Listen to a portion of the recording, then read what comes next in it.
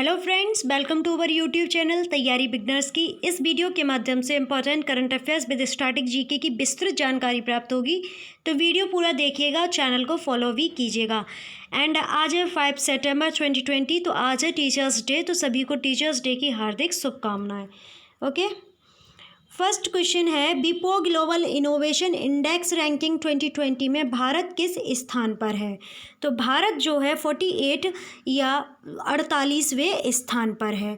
विपो global index ranking जो आई है उसमें भारत को कौन सा स्थान प्राप्त हुआ है? 48वां स्थान प्राप्त हुआ है। अब विपो के बारे में विस्तृत जानकारी ले लेते हैं। विपो की फुल फॉर्म अगर पूछ लिया है तो वर्ल्ड इंटेलेक्चुअल प्रॉपर्टी ऑर्गेनाइजेशन इसकी फुल फॉर्म हो जाती है और हिंदी में विश्व बौद्धिक संपदा संगठन होती है। यह संयुक्त राष्ट्र की सबसे पुरानी एजेंसियों में से एक है। इसका गठन 1967 में रचनात्मक गतिविधियों को प्रोत्साहित करने और विश्व में बौद्धिक संपदा संरक्षण को बढ़ावा देने के लिए किया गया था। इसके तहत वर्तमान में 26 अंतर्राष्ट्रीय संधियां आती हैं। विपो का मुख्यालय जिनेवा स्विट्जरलैंड में है। प्रत्येक 26 अप्रैल को विश्व बौद्धिक संपदा दिवस मनाया जाता है। अभी 191 देश इसके सदस्य हैं, जिनमें संयुक्त राष्ट्र के 188 सदस्य देशों के अलावा कुक द्वीप समूह, होलीसी और न्यूए के शामिल हैं। संयुक्त राष्ट्र के सभी सदस्य देश इसके सदस्य बन सकते हैं, लेकिन यह बाध्यकारी नहीं है। फिलिस्तीन को इसमें स्थायी पर्यवेक्षक का दर्जा मिला हुआ है तथा लगभग 250 एनजीओ और अंतर सरकारी संगठन इसकी बैठकों में बतौर आधिकारिक पर्यवेक्षक शामिल होते हैं। भारत 1975 में विपो का सदस्य बना था। अगला क्वेश्चन है, विपो ग्लोबल इनोवेशन इंडेक्स रैंकिंग 2020 में किस देश का पहला स्थान है? तो पहला स्थान है स्विट्जरलैंड का। स्विट्जरलैंड की कैपिटल हो जाती है बर्न। अगला क्वेश्चन है, देश का पहला राजनीतिक दल कौन सा है जिसने अपना बहुकार्य डिजिटल संकेत स्थल तैयार किया है? देश के एक राज्य ने अपने जो राजनीतिक दल है, मतलब एक पार्टी है पॉलिटिकल, उसने जो अपना सारा कार्य है, बहुत सारा जो कार्य होता है वो डिजिटल तौर पर तैयार करने, मतलब शुरू करने के लिए उनके लिए जो परफॉर्मा होता है वो तैयार कर लिया है। तो किस देश की पार्टी ने, किस राज्य की पार्टी ने? तो जनता दल यूनाइटेड बिहार की पार्टी ने अपना जो कार्य है डिजिटल तरीके से करने के लिए परफॉर्मा तैयार कर लिया है। अब बिहार की बात हो रही है तो बिहार की राजधानी पटना होती है, सबसे बड़ा शहर भी पटना है। घनत्व तो अगर बिहार का पूछ लिया जाए तो 1106 व्यक्ति प्रति किलोमीटर स्क्वायर में रहते हैं। जिले 38 हैं। राजभाषा यहाँ की हिंदी और उर्दू होती है। गठन 26 जनवरी 1950 को हुआ था। राज्यपाल फागू चौहान जी हैं। मुख्यमंत्री नीतीश कुमार जी हैं। विधानमंडल द्विसदनीय है। विधान परिषद में 75 सीटें हैं। विधानसभा में 243 सीटें हैं। राज्यसभा में 16 सीटें हैं। लोकसभा में 40 सीटें हैं। बिहार भारत के उत्तर भाग में स्थित एक प्रसिद्ध ऐतिहासिक राज्य है। बिहार के उत्तर में नेपाल, दक्षिण में झारखंड, पूर्व में पश्चिम बंगाल और पश्चिम में उत्तर प्रदेश स्थित है। बिहार का प्रादुर्भाव बौद्ध सन्यासियों के ठहरने के स्थान से विहार शब्द से हुआ था। जैसे विहार के स्थान पर अपभ्रंश रूप से बिहार से संबोधित किया जाता है। बिहार के वन्यजीव अभयारण्य की बात करें तो भीम वन्यजीव अभयारण्य, गौतम बुद्ध पक्षी विहार, कंबर वन्यजीव अभयारण्य, Kaimur wildlife sanctuary, Nagi बांध पक्षी विहार, Kaimur wildlife sanctuary, Nakti dam wildlife sanctuary, Pant wildlife sanctuary, Uday wildlife sanctuary, Valmiki wildlife sanctuary, Vikramshila वन्य जीव अभयारण्य जो कि भागलपुर में है और ये इंडिया का पहला डॉल्फिन वन्यजीव अभयारण्य है।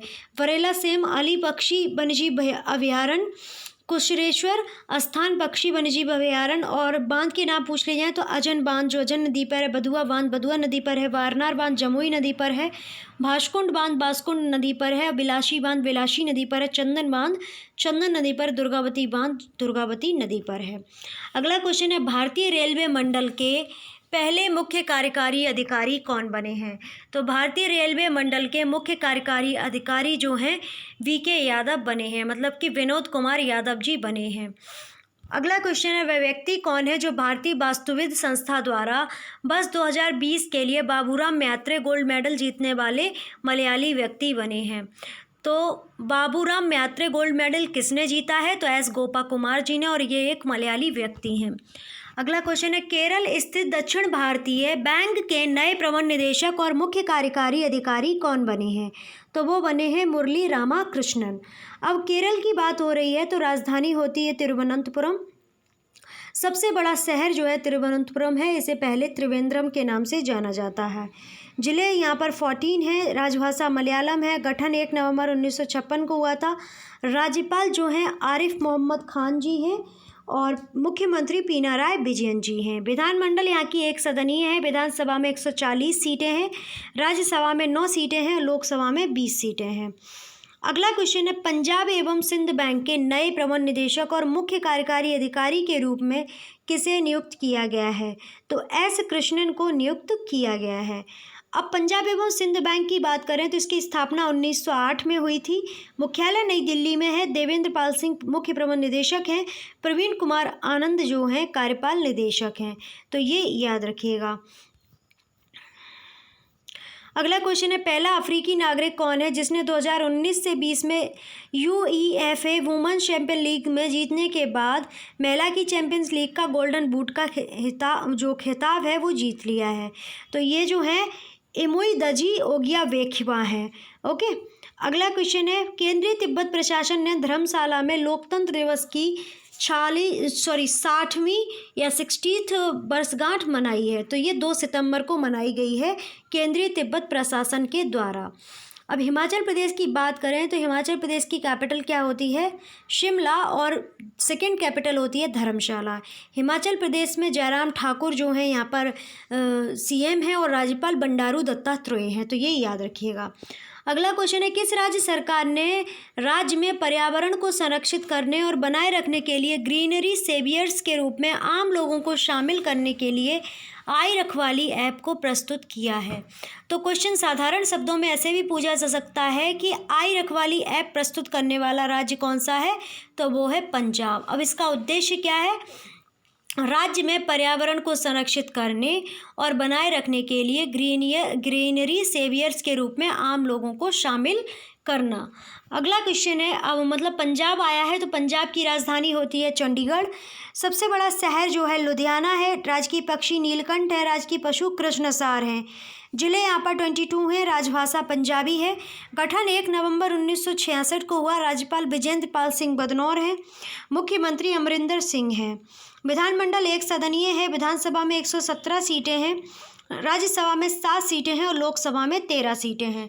पंजाब हरियाणा उच्च न्यायालय के मुख्य न्यायाधीश कृष्ण मुरारी जी हैं। पंजाब की सीमा जम्मू कश्मीर, हिमाचल प्रदेश, हरियाणा, राजस्थान तथा पाकिस्तान से मिलती है। पंजाब के प्रमुख पर्वत में पीर पंजाल पर्वत, धौलाधार पर्वत तथा शिवालिक श्रेणियाँ यहाँ की प्रमुख पर्वत श्रेणियाँ हैं। नदियाँ अगर पूछ ली जाए तो सिंधु, रावी, ब्यास, सतलज, झेलम जो है यहाँ की प्रमुख नदियां हैं। ओके। ब्यास का नाम प्राचीन अगर पूछ लिया है तो क्या था? बिपाशा। और झेलम का जो पुराना नाम था वो क्या था? बितस्ता। और रावी का पुराना नाम है परुष्णी। तो ये याद रखिएगा। अगला क्वेश्चन है, झील जो है यहाँ की पंजाब की तो वो है हरी की पत्तन झील अमृतसर में। मुख्य फसल गेहूँ और चावल है। प्रमुख त्यौहार बैसाखी, गुरु पर्व है। नृत्य अगर पूछ ले जाए यहाँ के तो वो भांगड़ा और गिद्दा है। पर्यटन स्थल में स्वर्ण मंदिर, जालियांवाला बाग, दुर्गियाना मंदिर यहाँ के पर्यटन स्थल है। जालियांवाला बाग हत्याकांड जो है 13 अप्रैल 1919 में हुआ था। तो ये याद रखिएगा। वन्यजीव विहार में अबोहर वन्यजीव विहार, वीर बुनार हरी वन्यजीव विहार, वीर मोती बाग वन्यजीव विहार, हरी के झील भी वन्यजीव विहार और वीर गुरदयालपुर वन्यजीव विहार जो है यहाँ के प्रमुख वन्यजीव विहार हैं। शोध एवं अनुसंधान संस्थान पूछ लिया है तो केंद्रीय वैज्ञानिक उपकरण संगठन, जीवाणु प्रौद्योगिकी संस्थान जो है यहाँ के प्रमुख शोध संस्थान है। ताप विद्युत गृह भी रोपण में अवस्थित है। अगला क्वेश्चन है, किस संस्था के शोधकर्ताओं ने कम लागत वाली ड्रॉप ऑन डिमांड प्रिंटिंग तकनीक विकसित की है जो विभिन्न प्रकार के स्याही का उपयोग करके अनेकों आकार में बूंदों की एक विस्तृत श्रृंखला बनाने में सक्षम है? तो वो है भारतीय विज्ञान संस्थान बेंगलोर। ओके। अब IISc की बात करें तो इस्टेब्लिशमेंट इसका हुआ था 1909 में, 1909 में। फाउंडर जमशेद जी टाटा हैं और कृष्ण राजा वाडियार जी हैं। डायरेक्टर जनरल जो है गोविंदन रंगराजन हैं। अगला क्वेश्चन है, वह पहला इंटरमीडिएट मास ब्लैक होल कौन सा है जिसका वजन हमारे सूर्य के द्रव्यमान से 142 गुना है, जिसे वैज्ञानिकों ने देखा है। तो उसका नाम है ZW190521। अब सामान्य ज्ञान की बात करें तो यूनिवर्सल पोस्टल यूनियन की स्थापना कब की गई थी? तो 9 अक्टूबर 1874 में की गई थी। मुख्यालय बर्न स्विट्जरलैंड में है। विश्व बौद्धिक संपदा संगठन की स्थापना किस वर्ष की गई? तो ये की गई थी 14 जुलाई 1967 को। मुख्यालय जिनेवा स्विट्जरलैंड में है। विश्व खाद्य कार्यक्रम स्थापना जो है कब की गई? तो 19 दिसंबर 1961 को की गई।